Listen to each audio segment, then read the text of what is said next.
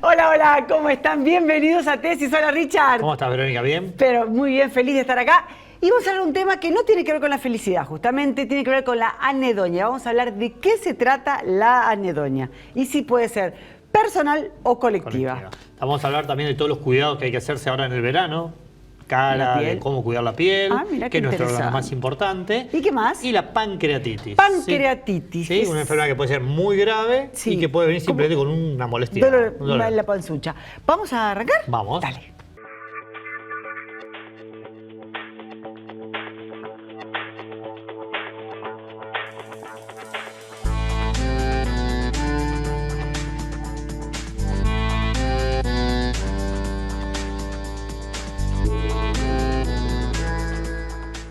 Muy bien, estamos acá con el doctor Horacio Rubio, él es gastroenterólogo, y vamos a hablar de pancreatitis.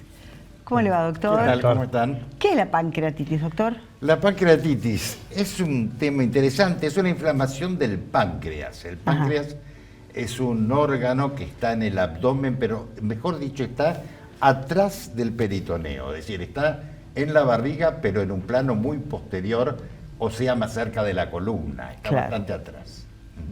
Y eso se inflama por distintas causas y puede ser algo no muy grave, reactivo a muchas cuestiones, por ejemplo, cálculos, alcohol, etcétera, pero puede ser grave, en lo menos frecuente que sea grave, pero puede ser muy grave.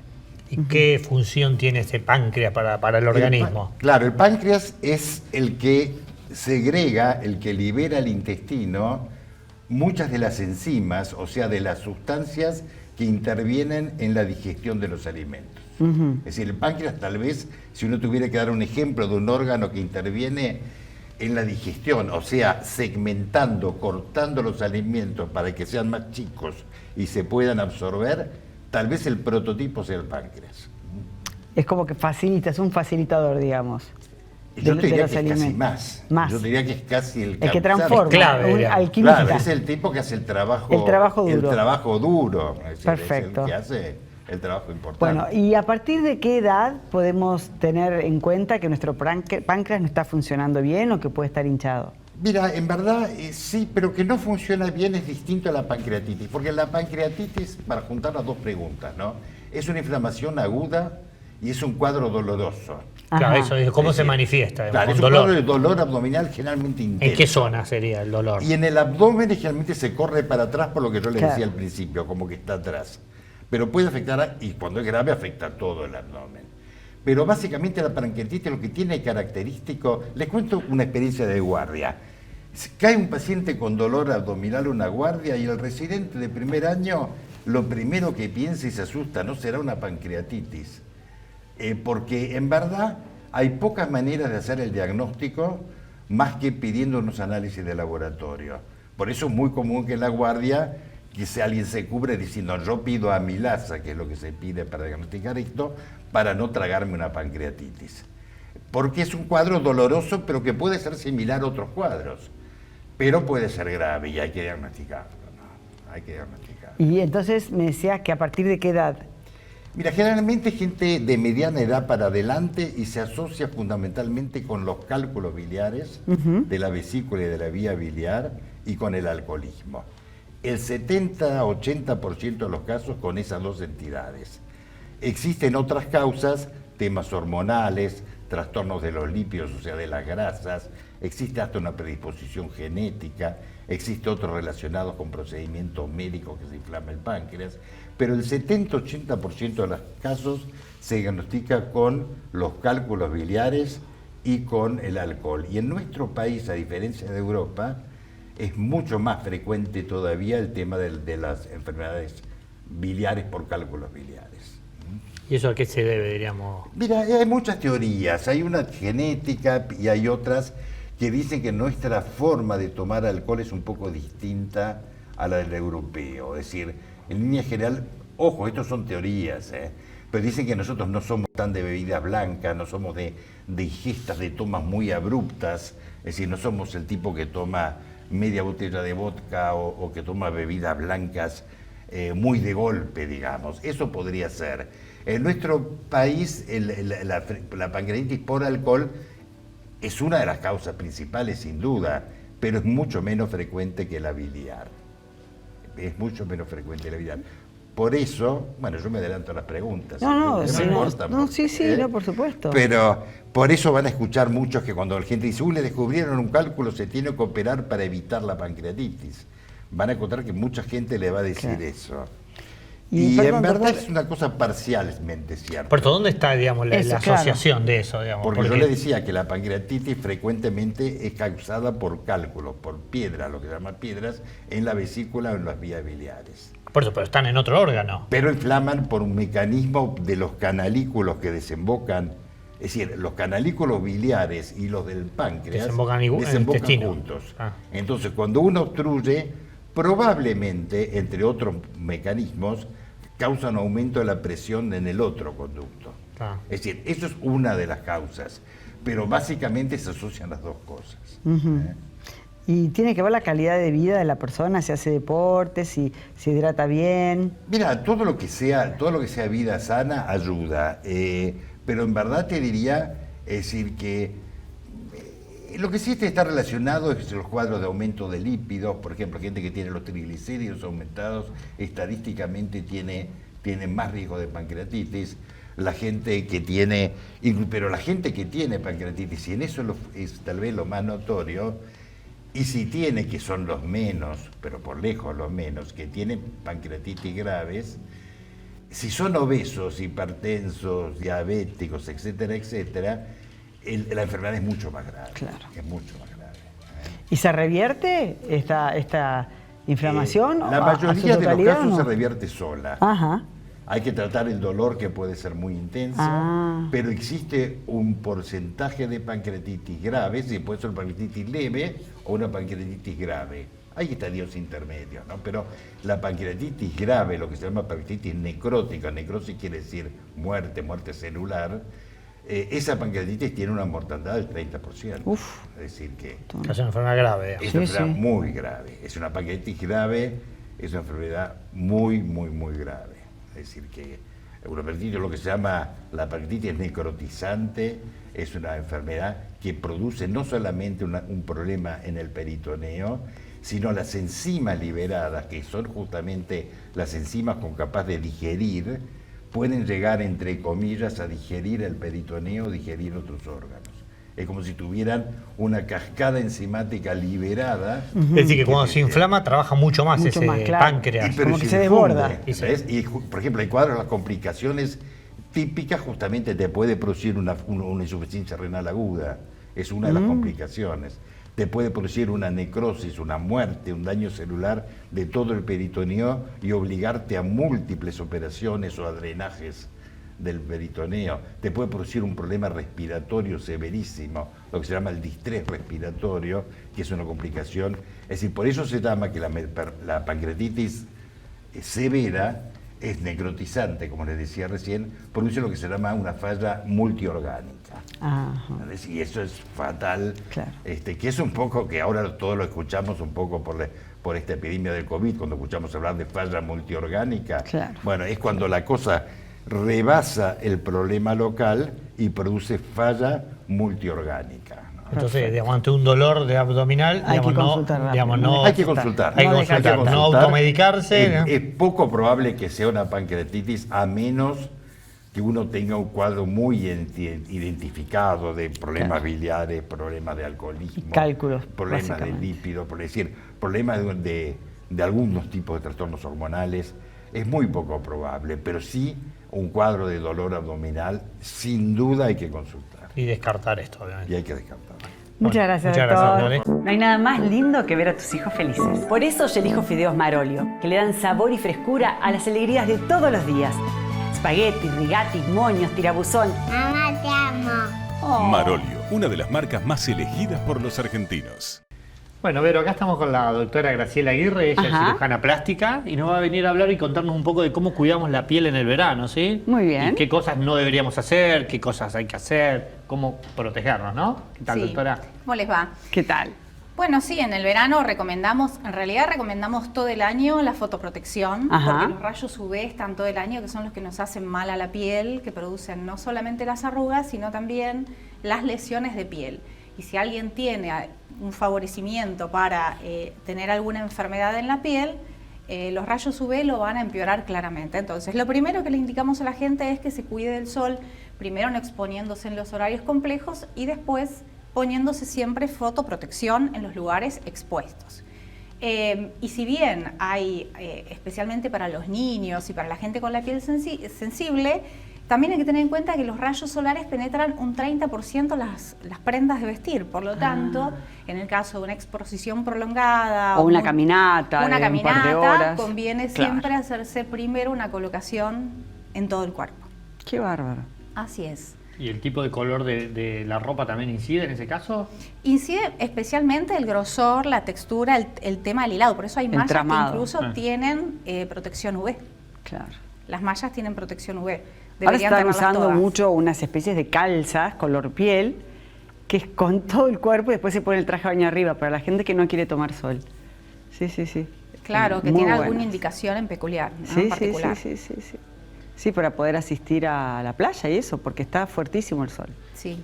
¿no? Y digamos, y es algo que se dice siempre, pero ¿cuáles serían los horarios que hay que evitar y cuáles son los factores de protección que habría que utilizar? De 12 del mediodía, ya cada vez se van extendiendo más porque si vos ves la valoración de los rayos UV durante todo el año, durante todo el día, esos horarios se van extendiendo. Ya antes era más de 12 a 4, estamos hablando más desde las 11 de la mañana, ya son horarios que tienen más peligrosidad. Claro. Entonces, en realidad, en la mañana bien temprano y cuando empieza a caer el sol son los momentos en donde te puedes exponer más libremente. Pero si tenés que exponerte al sol, conviene ponerse no solamente los factores de protección solar, sino también gorra, anteojos, porque también hay que proteger mucho la retina. Sí, los ojos también. Entonces, te hago una pregunta. ¿El sol ahora está peor que hace unos años atrás o es un mito eso? Mira, lo que pasa es que ahora también hay otras mediciones. Vos ahora tenés acceso a la cantidad de rayos UV. Habría que ver algún estudio en peculiar del sol, pero en teoría sí. ¿Por qué? Porque también en las grandes ciudades los rayos UV permanecen rebotando contra las nubes de smog que están sobre nosotros, entonces hay como más cantidad de rayos UV que en el pasado. Y después el sol es acumulativo, todo lo que vos hayas tomado de sol durante toda tu vida, en algún momento sale la cuentita. Te avisa. ¡Qué bárbaro! Así es. Y te hago una pregunta. ¿Los factores de protección tienen que ver con el tipo de piel también o con la edad del paciente? La cantidad de fotoprotección, sí, sin dudas. Las clasificaciones de los colores de la piel hacen que hay pacientes que tienen mucho más riesgo de sufrir lesiones o arrugas que otros. Por ejemplo, el paciente clásicamente rubio de ojos claros es un Fitzpatrick tipo 1 que tiene mucho más riesgo de sufrir una lesión que uno tipo 4 que es alguien bien morocho. Entonces, ¿por qué? Porque la melanina, que es lo que nosotros conocemos como el pigmento que cubre el núcleo celular, lo está protegiendo. En cambio, la persona que es más clara tiene menos de ese techito, de ese paragüitas que se hace en el núcleo de la célula de la piel y está más desprotegida a que el sol vaya a los genes del núcleo celular de la piel, al contenido, digamos, como a la CPU de la célula, y lo dañe. Y ahí es donde empiezan las enfermedades de la piel. Perfecto. Va más allá del tema de las arrugas. Y además de la fotoprotección, ¿qué otras medidas podemos tomar para tener la piel, la hidratación, no sé, qué se pone en juego? Sí, durante el verano nosotros lo que no recomendamos son tratamientos fotosensibilizantes, porque hacen que estos rayos lumínicos te van a lastimar más la piel que si no los haces. Entonces, láser para manchas, láser de dióxido de carbono, son tratamientos que los dejamos suspendidos prácticamente exclusivamente, los dedicamos en el invierno, en los tiempos en donde además hay menos sudoración y el protector solar no se va tanto de la piel, porque ese es otro punto a considerar. Pero para tener la piel bien, a partir de ahora vienen las fiestas, hay otras alternativas que pueden mejorarla sin necesidad de aplicar un láser, como por ejemplo la toxina botulínica para mejorar las arrugas, tratamientos con ácido hialurónico en forma de rellenos, en formas de mesoterapia para hidratar la piel. Son todos tratamientos que nos van a embellecer y que no nos van a fotoexponer, no nos van a poner en una situación de debilidad ante el sol. ¿Y qué tipo de cremas o cuidados tenemos que tener en especial ahora en el verano? Mira, no usar cremas que tengan ácidos, por ejemplo, porque esos también son fotosensibilizantes. Hay muchas cremas que traen ácido retinoico o algún otro ácido que se usa para producir un descamamiento progresivo. Eso se suspende todo y nos quedamos básicamente con cremas que tengan ácido hialurónico o algún otro tipo de hidratante que no sea fotosensibilizante. Perfecto. Por eso siempre hay que consultar con el médico antes de hacer empezar algún tratamiento que no sea cosmético, sino que sea dermatológico. A veces la gente se pasan alguna crema y ahí puede haber... Claro. ¿Y el uso de autobronceantes, digamos, tiene un efecto positivo, es nocivo, es recomendable?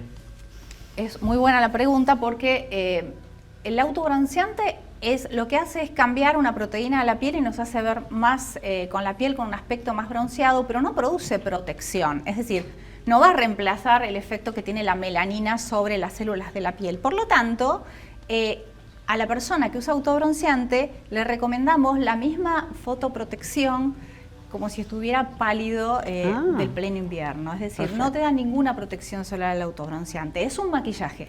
Son distintos tipos de autobronceantes que van a dar distintos maquillajes de la piel. Simplemente eso. Es decir, no tiene protección, se va a ver bien porque va a parecer bronceado, eso no es nocivo. No es nocivo. Pero, digamos, no va a proteger como si protegería una piel que esté bronceada, sería. Exactamente, y la verdad que es la recomendación para el que hoy quiere estar bronceado. Perfecto. El uso de autobronceante. Bueno, muchas gracias, buenísimo. Bueno, muchísimas gracias. Vamos. Bueno, Richard, vamos a tocar un tema súper interesante. Vamos a hablar de la anedonia. Estamos con Walter Guedín, el sexólogo y psiquiatra. Y pregunta de examen. ¿Qué es la anedonia? Ya lo creo, yo también lo pregunto. Sí, claro. La anedonia es la pérdida de interés por las cosas, la pérdida de gusto, de placer por las cosas. A es privado de, y en este caso hedonismo es placer. ¿En dónde aparece la anedonia? ¿En qué cuadros aparece la anedonia? Fundamentalmente en la depresión. La depresión tiene dos síntomas principales o cardinales: la tristeza patológica y la anedonia. La persona que viene nos cuenta fundamentalmente: perdí interés, o desde hace 2 meses o desde hace un mes no tengo interés por aquellas cosas que antes sí me interesaban. Claro, eso es importante. Ya le gustaban cosas que sí le gustaban. Antes estaba con mi familia o iba a hacer un deporte y ahora ya eso no me interesa. Y también el sexo, ¿no? Entra, ya no tengo libido, o si empiezo un juego erótico no lo disfruto. Todo esto es parte de este cuadro de anedonia. Claro que puede aparecer tanto en la depresión, que generalmente está relacionado con el estado de ánimo, como en otros cuadros también. Pero fundamentalmente el cuadro típico que tiene anedonia es la depresión. ¿Y cuándo hay que preocuparse, doctor? ¿Cuándo una persona que... Porque tal vez es una semana que uno no tiene bien, ¿no? Puede ser algo pasajero, o económicamente uno tuvo un traspié. ¿Cuándo realmente decir, bueno, tengo que ir a consultar a un especialista porque realmente siento que no tengo ganas de nada? El criterio, fundamentalmente, el criterio diagnóstico, es que por lo menos en 2 semanas la persona ha notado un cambio notorio en su estado de ánimo y en la pérdida de interés por las cosas. También pueden aparecer otros síntomas, como por ejemplo dificultades para dormir, insomnio o somnolencia, aumento de peso, disminución de peso. La persona se puede sentir más ansiosa o más inhibida o más quedada. Recordemos que los cuadros depresivos, uno tiene la imagen del depresivo que está tirado en la cama, que no puede hacer nada, que tiene dificultades para comer o para el aseo personal, pero están los otros depresivos, que son la mayoría, que son los depresivos, digamos, más neuróticos, que andan con su tristeza a cuestas. ¿Y eso se da cuenta el mismo paciente o generalmente se lo referencia a algún familiar? Los familiares también pueden referenciar, pero los pacientes se dan cuenta que todos les cuesta. Un poco lo que aparece en el relato es: hago las cosas, voy a trabajar, estoy con mis hijos, pero a voluntad. Todo es un peso. ¿Y en la parte de fin de año aumentan los casos? Aumentan los casos. Pero siempre pensemos que cuando hablamos de depresión hablamos de un diagnóstico, hablamos ya de un extremo patológico, pero las personas pueden tener síntomas similares a la depresión que no llegan a ser un cuadro depresivo. ¿Y cómo hacemos si estamos atravesando esa situación y decimos, bueno, voy a consultar a un profesional. Hay gente que dice, no, yo mucho los psicólogos, psiquiatras no creo. ¿Cómo abordo? ¿Como familiar o como persona que lo está padeciendo? Bueno, fundamentalmente hay un criterio que es la funcionalidad. La persona pierde su funcionalidad, hay un deterioro en la realización de actividades, tanto de actividades laborales como las actividades de la vida cotidiana. Eso es lo primero que llama la atención y que amerita una consulta. Y no tener miedo a las consultas, ni los psicólogos ni los psiquiatras, ¿sí? Esto puede entrar por un clínico también, digamos. O por un clínico, exacto. Pero lo va a derivar. Seguramente lo va a derivar. Pero la idea todavía ha quedado una connotación, no, esto es un trastorno mental, por lo tanto si es un trastorno mental estoy loco, no decir. Y esto es para tratar, ¿no? Ya los tiempos han cambiado. ¿Y se recupera la persona? Sí, se recuperan, los abordajes han cambiado. ¿Cuáles son los tratamientos y abordajes? Claro, el abordaje psicoterapéutico y el abordaje psicofarmacológico. Respecto al psicofarmacológico queda la idea del fármaco que seda, que dopa, y no es así. Hoy los antidepresivos generalmente, han cambiado muchísimo, son muy seguros. Y los efectos adversos que aparecen suelen aparecer los primeros días y después desaparecen. Claro, en realidad el fármaco lo que hace es equilibrar, ¿no?, el organismo. Exacto, por lo general mejora los niveles de serotonina, que es un neurotransmisor que está comprometido en el estado de ánimo. Cuando tenemos menos serotonina, nuestro estado de ánimo se resiente. Y aparece ansiedad o depresión. La ansiedad va de la mano de la depresión. No olvidemos que no son dos cuadros separados. Doctor, ¿y esto puede ser colectivo, más allá de personal? ¿Puede haber como una anedonia colectiva? En este momento estamos viviendo una anedonia colectiva. No solamente en nuestro país, sino también en el mundo. Yo creo que la llegada de las redes sociales y el abuso de las redes sociales hace que todo parezca ahí accesible, ¿no?, frente a nuestros ojos. Y para todo menos para mí. Y claro, y todo posible, y parece que, claro, la vida pasa por la virtualidad, y cuando voy a mi propia vida encuentro que no llego a cubrir esas expectativas. Es muy vacía comparado a lo otro, claro. Es muy vacía. Claro, la realidad versus expectativa, es muy gracioso eso. Es así. Claro. Hay entonces, y en el área, si hablamos en el área de las relaciones vinculares, ahí también.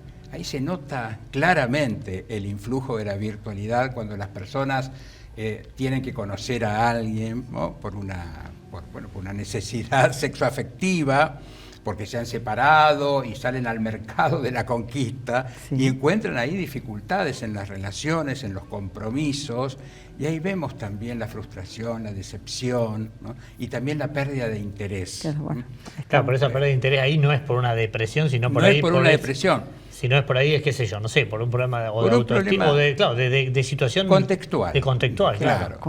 No es patológico, pero sí hay una sensación de vacío más profunda que quizá en otras generaciones. Perfecto. Un vacío que no puede ser completado por nada, parece. ¿Qué llena este vacío? La virtualidad, pensé que podía completarme las series. No. Hay una búsqueda, ¿sí?, y hasta una saciedad por completar ese vacío, cuando en realidad tenemos que hacernos cargo de ese vacío y ver qué hacemos con él. No sí, es que existe, porque tal vez ni existe ese vacío, simplemente lo estoy comparando con una vara muy alta. Lo comparo con una vara alta, y esa vara alta, ¿no?, la pone la sociocultura. Hay que ser de determinada manera, los cuerpos homogéneos, la visibilidad en las redes, la cantidad de like o me gusta. Claro, sí, tal cual. Todo eso va poniendo varas y la persona va internalizando que tiene que llegar a esas metas propuestas por la sociocultura. Imposible. Bueno, muchas gracias, doctor. Gracias, muchas gracias. ¿Ya volvemos? Dale.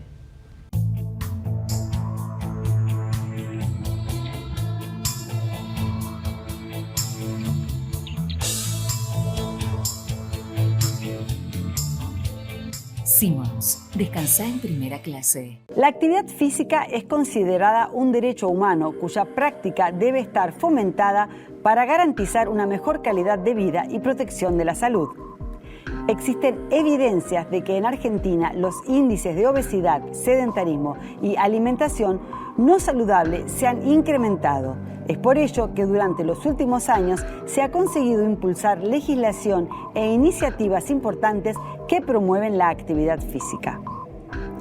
El actual desafío es lograr un plan estratégico integrado para que todo el país que se evalúe periódicamente y también logre reducir los índices de sedentarismo. La falta de actividad física aumenta los factores de riesgo de todas las enfermedades no transmisibles que producen el 70% de los fallecimientos en el mundo. Pero antes de iniciar cualquier práctica es importante consultar con el médico. Espectacular el programa de hoy, me encantó. Anedonia, fuera, ¿eh? Sí, el reto es complicado. Sí, por supuesto, pero vamos a hacer tratamiento. Uno tiene que, más que avanzar por la voluntad, saber de qué se trata y buscar. Ocuparse. Exactamente. Y bueno, la pancreatitis, que se detecte y cuidarse en el verano, obviamente, no hacer tratamiento sin indicación médica y cuidarse con los fotoprotectores. Exactamente. Bueno, nos reencontramos en el próximo programa. Dale. Dale. Gracias.